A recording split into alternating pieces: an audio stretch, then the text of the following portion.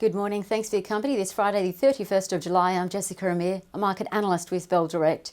Well, following a mixed session on Wall Street overnight, with the Dow falling 0.9%, the S&P 500 losing 0.4%, and the Nasdaq going the other way up 0.4%, the Aussie futures were earlier suggesting the market would fall 0.5%. But what is noteworthy is the Nasdaq futures are now suggesting a 1% gain on Friday. Now, this explains why in after-hours trade we saw the ETF that tracks the Nasdaq 100, QQQ in the US, rise 1%, and the ETF that tracks the S&P 500 in the US, the SPY, rise 0.9%. So closely watch their Aussie counterparts today, including the ETF that tracks the Nasdaq 100 ETF on the ASX, available under NDQ.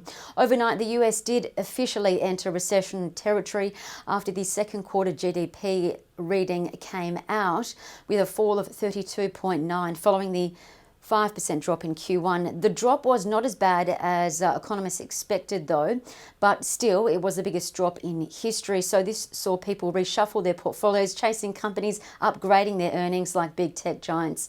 Facebook shares rose 7% after the market close, after reporting a 11% jump in revenue and also giving stronger than expected sales guidance for this quarter. Apple overall sales rose 11%, and Amazon also announced skyrocketing sales as well. On the commodity front, a different story. The gold price fell 0.3% to $1,947 US an ounce, easing from its record high. The oil price sank 3% to $40.33 US after traders came to grips with the weaker economic data, while the iron ore price lifted ever so slightly to $107.90 US. So what to watch today? On the economic side of things, local private sector borrowing, known as private sector credit data, is out today. The last reading showed that borrowing actually rose 3.2% in June on a yearly basis. And the estimates are, given the stimulus here, that credit will rise again.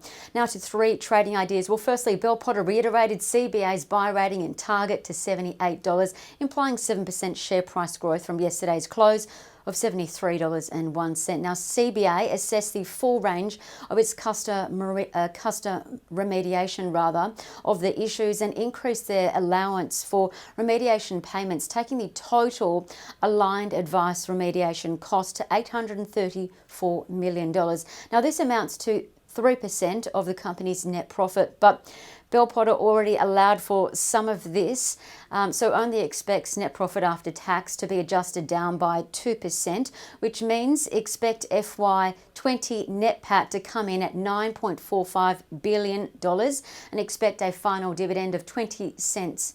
Now, their CBA results are due out on Wednesday, the 12th of August. So that's CBA, a Bell Potter buy. Secondly, Janus Henderson, JHG, delivered a strong June quarter update. Bell Potter reiterated JHG's buy rating and increased its target to $42.50, implying 36% share price growth from yesterday's close of $31.21. Now, Bell Potter also upgraded its earnings per share estimates by 2 to 3%. Given June quarterly profit rose more than expected to $104.1 million, well and truly smashing through expectations.